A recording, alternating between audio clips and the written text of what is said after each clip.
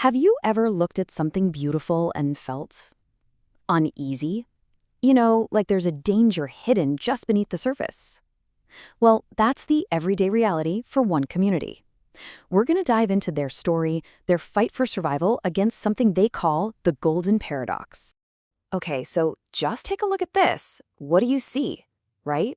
A gorgeous, peaceful forest. It looks like the perfect place for a hike. But what if I told you that whole serene landscape could turn into an absolute inferno in just minutes? So what are we really looking at here? A beautiful forest or a deadly threat just waiting for a spark? And that right there, that's the core of the problem. The locals, they've even got a name for it, the golden paradox. It's a simple but honestly terrifying idea that this stunningly beautiful eucalyptus forest is also a massive, direct threat to every single person living right there in its shadow. And to really get a sense of the scale here, you need to wrap your head around this number, 1,700. We're not talking about a little park or a few trees in a backyard. We are talking about 1,700 acres of forest. That is an absolutely enormous amount of potential fuel just sitting there right on their doorstep. So you might be wondering why. What makes these specific trees so incredibly dangerous? Well, fire experts have this chillingly clear explanation. You see, eucalyptus trees are just packed with these natural oils. So in a fire, they don't just burn, they basically explode. They move like gasoline. And that's how a tiny spark can become a catastrophic firestorm in no time. And this image, wow, it just shows you the problem perfectly. Look how that dense forest pushes right up against those houses. Experts have a term for this. They call it an ecological fuel bridge. Think about that. There's no buffer zone, no break. It's just a direct, uninterrupted highway for a fire to travel straight to people's front doors. And listen, this isn't just the locals being worried anymore. This danger is now officially on the books. The whole area has been reclassified.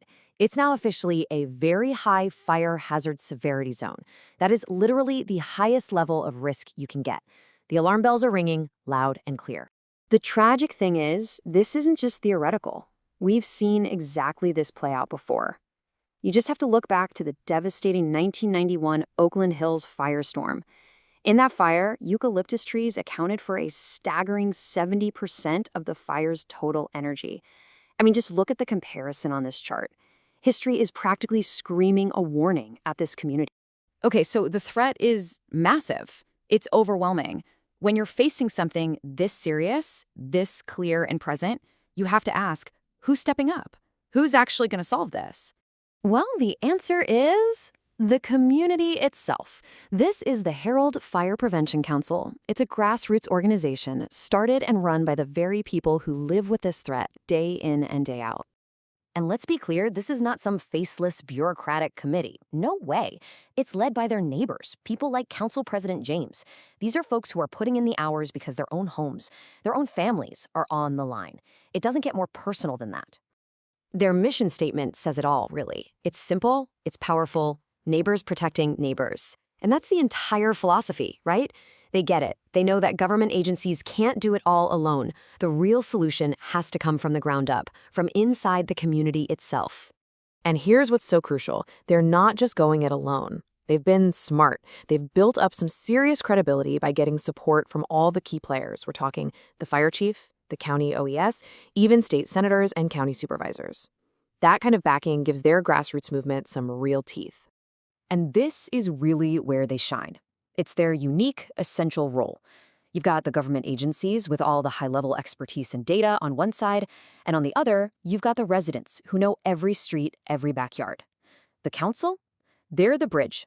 They're the ones who translate all that expert advice into action that people can actually take. And this is what that bridge looks like in action. We're not just talking about mailing out a few flyers. Nope. This is about organizing community meetings, educating their neighbors one-on-one, and going street by street to turn complicated safety rules into real, tangible changes that protect their homes. So what's the actual game plan? Well, it's a really clear two-part strategy. First up, large-scale fuel reduction. That means getting into the forest, thinning out those dangerous groves, clearing all the dead stuff, and physically breaking that fire bridge we talked about. And part two, building community resilience. It's about creating a collaborative defense, a network where every single homeowner becomes a partner in protecting the whole neighborhood. When you boil it all down, the end goal here is a complete transformation. They're trying to turn that fuel burge from a hazard into a protected community.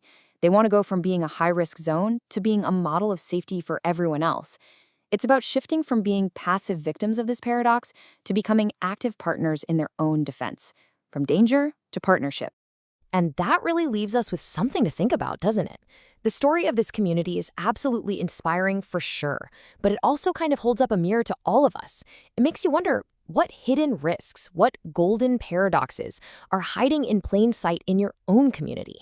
And maybe the most important question is, who are the people stepping up to do something about it?